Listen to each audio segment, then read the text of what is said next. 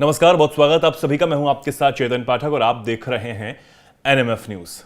Myanmar और Thailand में पिछले दिनों जो भूकंप आया उसके बाद तबाही का मंजर हर ओर नजर आ रहा है।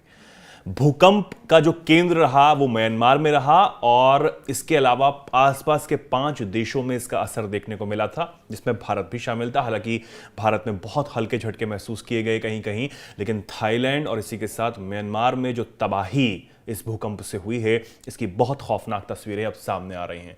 चौथे दिन भी लगातार मौतों का आंकड़ा बढ़ता हुआ नजर आ रहा है। बहुत सारे लोग घायल हैं और ये तस्वीरें आप देखिए, म्यांमार की तस्वीरें, जहां पर जो बड़ी बड़ी बिल्डिंगें हैं वो ताश के पत्तों की तरह ढहती हुई नजर आई। हर ओर सिर्फ चीख पुकार मची रही।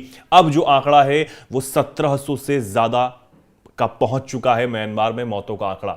लेकिन इसी के साथ 60 जो मस्जिदें हैं वो तबाह हुई हैं। कहा यह जा रहा है कि म्यांमार में यह भूकंप उस वक्त आया जब मस्जिदों में नमाज अदा की जा रही थी। आप सबको पता है कि रमजान का महीना चल रहा था और आज ईद है, और जब म्यांमार में नमाज अदा की जा रही थी, नमाज पढ़ी जा रही थी, तभी यह भूकंप आया। 700 से ज्यादा नमाजियों ने अपनी जान इस भूकंप में गंवाई है। बहुत परेशान कर देने वाला यह भूकंप, और कई रिपोर्ट्स ये दावा कर रही हैं कि 200 साल में ये ऐसा एक सबसे बड़ा भूकंप रहा जहां पर इतनी बड़ी तबाही का मंजर हर ओर देखने को मिल रहा है।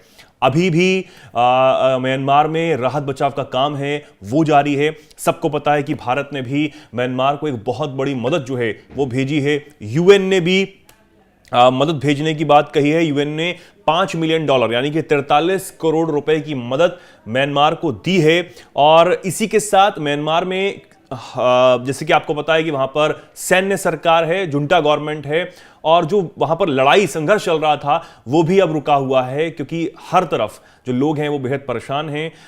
कुछ भी समझ नहीं आ पा रहा था, और जब भारत सबसे पहले मदद करने के लिए पहुंचा तो कहीं ना कहीं एक आस जो है म्यांमार को जगी कि हाँ ठीक है, अब जो यहां पर तबाही हुई है उसमें भारत हमारे साथ पूरी तरीके से खड़ा है। भारत ने 15 टन राहत सामग्री में टेंट, स्लीपिंग बैग, जो पहला ऑपरेशन यहां पर चलाया गया, ऑपरेशन ब्रह्मा, उसके तहत कंबल, खाने के तैयार जो भोजन के पैकेट्स होते हैं उनको यहां पर भेजा गया। इसी के साथ water purifier, solar pump, generator और तमाम बहुत जो जरूरत वाली चीजें होती हैं वो तुरंत एक बड़ी खेप के जरिए म्यांमार भेज दी गई। और लगातार भारत का यह रुख है कि हम म्यांमार के साथ हर उस परिस्थिति में खड़े हैं जहां पर म्यांमार अपने आप को अकेले महसूस कर रहा है।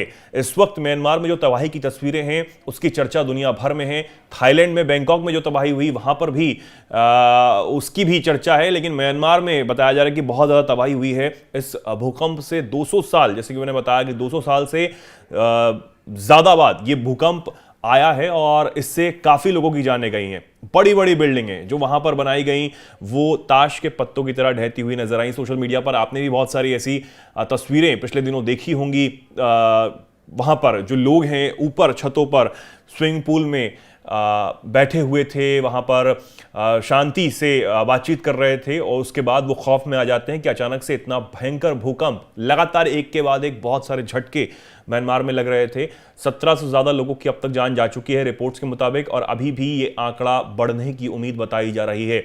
ये खबर हमने इसलिए बताई क्योंकि 700 से ज्यादा नमाजियों की जान उस वक्त गई, क्योंकि नमाज जो है वो अदा की जा रही थी। कई मस्जिदें तबाह हो चुकी हैं, 60 से ज्यादा ये आंकड़ा बताया जा रहा है, और अभी भी हड़कंप मचा हुआ है। हालांकि ऑपरेशन ब्रह्मा के जरिए भारत पूरी तरह म्यांमार के साथ खड़ा हुआ है।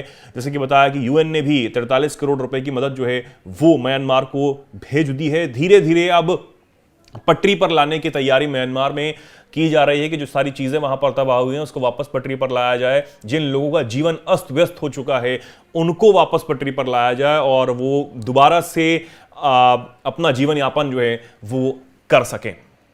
ये एक बहुत बड़ी खबर थी, आप तक पहुंचाना बहुत जरूरी था। आप इस पर क्या कहना चाहते हैं कमेंट सेक्शन में जरूर लिखें, और ऐसे ही जुड़े रहें, देखते रहें एनएमएफ न्यूज।